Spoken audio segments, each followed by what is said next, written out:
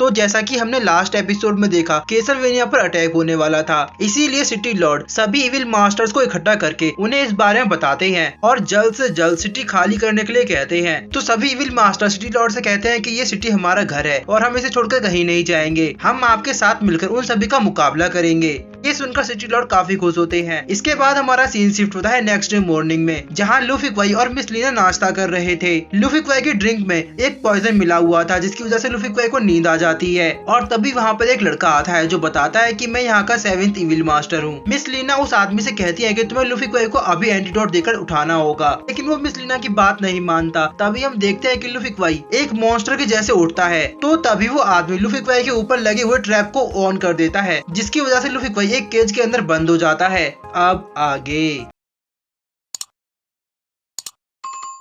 Luffy क्वाई उस cage को तोड़ने की कोशिश करता है, लेकिन वो केज काफी मजबूत होता है। मिस लीना को उस बंदे पर काफी गुस्सा आता है और वो अपनी स्वॉर्ड को उसकी गर्दन पर रखती है। मिस लीना उससे कहती है कि आखिर तुम हमसे क्या चाहते हो। तभी सिटी लॉर्ड वहाँ आते हैं और वो मिस लीना को बताते हैं कि इसका नाम यान सियाओ टैंग है और तुम इसे टैंग भी बुला सकती हो। ये टैंग सेक्ट का सबसे होनहार स्टूडेंट है। इसने टैंग सेक्ट में बहुत सारे लोगों को ठीक किया है, जिनको लूफी क्वाई की तरह ही स्प्लिट पर्सनैलिटी की बीमारी थी। मिस लीना उससे कहती है कि तुम्हारे दिमाग में क्या चल रहा है। तो सिटी लॉर्ड मिस लीना को बताते हैं कि मेरा नाम मू वैन है और मैंने यहाँ लूफी क्वाई को ठीक करने के लिए ही बुलाया है। तभी जाओ वहाँ आता है और वो मिस लीना से कहता है कि आपको जरूर कोई गलतफहमी हुई है। सिटी लॉर्ड तो बहुत ही अच्छे इंसान है। तो मिस लीना जाओ से कहती है कि गलतफहमी मुझे नहीं बल्कि तुम्हें हुई है। इसके बाद मिस लीना अपनी स्वॉर्ड से उस केज को तोड़ने की कोशिश करती है, लेकिन वो केज काफी मजबूत होता है। सिटी लॉर्ड मिस लीना को बताते हैं कि ये केज ब्लैक आयरन से बना है, तुम इसे अपने स्वॉर्ड या पंच से नहीं तोड़ सकती। सिटी लॉर्ड मिस लीना से कहते हैं कि मैं जो भी कर रहा हूँ वो लूफी क्वाई के लिए ही कर रहा हूँ। यहाँ ये लोग बात कर ही रहे थे कि तभी एक जोरदार आवाज आती है। वो लोग उस ओर देखते हैं तो लूफी क्वाई ने केज के एक हिस्से को अपने हाथ से मोड़ दिया था। ये देखकर सिटी लॉर्ड से काफी प्रभावित होते हैं। वो उसके पास जाते हैं और कहते हैं कि सच में ये तो काफी स्ट्रॉन्ग है, मैं अभी भी इतना स्ट्रॉन्ग नहीं जितना ये अभी है। सिटी लॉर्ड मिस लीना से कहता है कि आपको शायद यकीन नहीं होगा, लेकिन मैंने लूफी क्वाई के जैसे बहुत सारे लोगों को देखा है, यहाँ तक कि लगभग मैं उनके हाथों से मरते मरते बचा हूँ। तो मिस लीना कहते हैं कि उसका लूफी क्वाई से क्या लेना देना। सिटी लॉर्ड बताते हैं कि उन लोगों ने भी लूफी क्वाई की तरह ही मार्शल आर्ट का इस्तेमाल किया था। तो मिस लीना कहती है कि ये सब फेरी बुक की वजह से है। तो सिटी लॉर्ड कहते हैं कि तुम सही हो, फेरी बुक की वजह से ही लूफी क्वाई एक घोस्ट जैसा बिहेव करता है।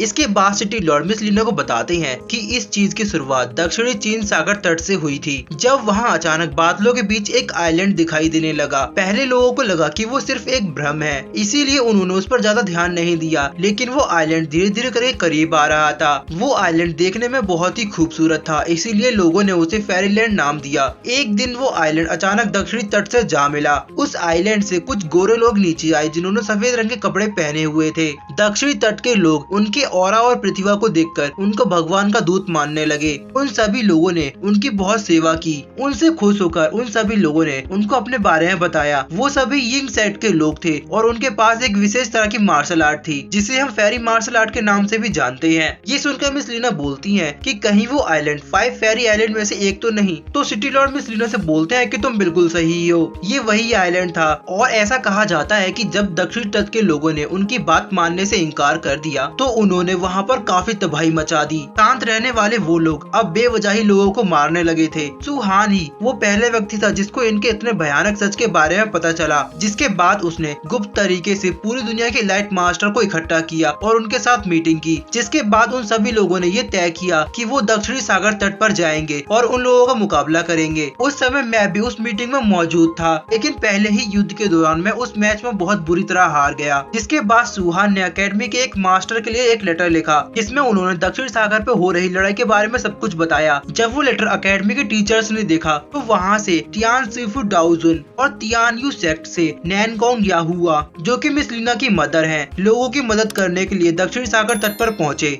उनके बिना शायद हम इस युद्ध को कभी जीत ही नहीं पाते। इधर मिस लीना और सिटी लॉर्ड बात कर रहे थे, वहीं लूफी क्वाई अपना पूरा दम लगाकर केज को तोड़ने की कोशिश कर रहा था। सिटी लॉर्ड लूफी क्वाई को देखते हैं और वो टैन से कहते हैं क्या तुम कुछ नहीं करने वाले। तो टैन कहता है ऑफ कोर्स, मैं काफी समय से इसी का वेट कर रहा था। इसके बाद टैन एक निडल को लूफी क्वाई की ओर फेंकता है, लेकिन लूफी क्वाई उस निडल को देख लेता है और उससे बचने की कोशिश करता है, जिस बीच वो निडल लूफी क्वाई के गाल पर घाव कर देती है। इसकी वजह से लूफी क्वाई को और भी ज्यादा गुस्सा आता है और वो केज पर और जोर जोर से मारना लगता है। टैन जाओ को देखता है और उससे कहता है क्या तुम लूफी क्वाई के लिए मेरी मदद नहीं करोगे? मेरी निडल जो कि उसके केज में फंसी है उसे निकाल कर लाओ। टैन जाओ को अपना बॉक्स देता है तो जाओ उसका बॉक्स लेकर लूफी क्वाई की ओर बढ़ने लगता है। मिस लीना सिटी लॉर्ड से पूछती है कि आखिरकार उस लड़ाई के बाद क्या हुआ था। तो सिटी लॉर्ड मिस लीना से कहता है कि जल्दी किस बात की है, हम लोग आराम से इस बारे में बात करेंगे। और वो कहता है कि यंग मास्टर लूफी क्वाई काफी थक चुके हैं, इसीलिए उन्हें एक अच्छी नींद की जरूरत है। और तभी जाते हुए सिटी लॉर्ड टैन को देखते हैं। टैन सिटी लॉर्ड को ग्रीट करता है, जिसके बाद वो लूफी क्वाई की ओर अपनी दूसरी निडल फेंकता है। लूफी क्वाई उसकी निडल को अपने हाथ में पकड़ लेता है और गुस्से में उस निडल को कुचलने लगता है, जिसकी वजह से वो निडल लूफी क्वाई के हाथ में फट जाती है। उसके अंदर से एक स्मोक निकलता है, जिसे सूंघते ही लूफी क्वाई बेहोश हो जाता है। लीना लूफी क्वाई के पास भागती हुई आती है और उससे पूछती है क्या तुम ठीक हो? लेकिन तब तक लूफी क्वाई सो चुका था। जाओ जल्दी से उस केज को हटाने की कोशिश करता है, लेकिन वो केज बीच में ही अटक जाता है।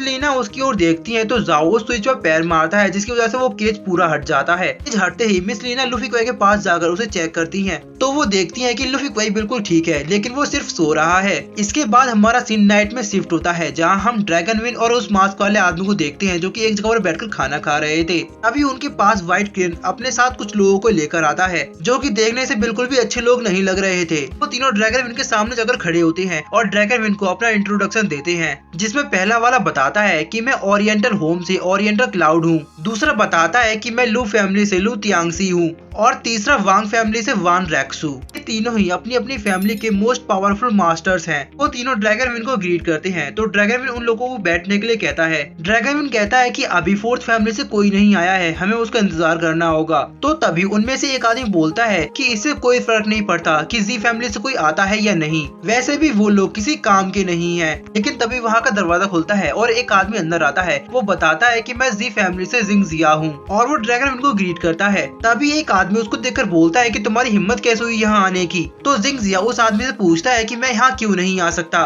वो दोनों यहाँ बहस करने लगते हैं तो ड्रैगन विन उन दोनों को कहता है कि क्या आप लोग शांत रह सकते हैं? अभी हम सब यहाँ पर एक काम के लिए इकट्ठा हुए हैं, तो कुछ समय के लिए अपनी शिकायतों को भूल जाइए।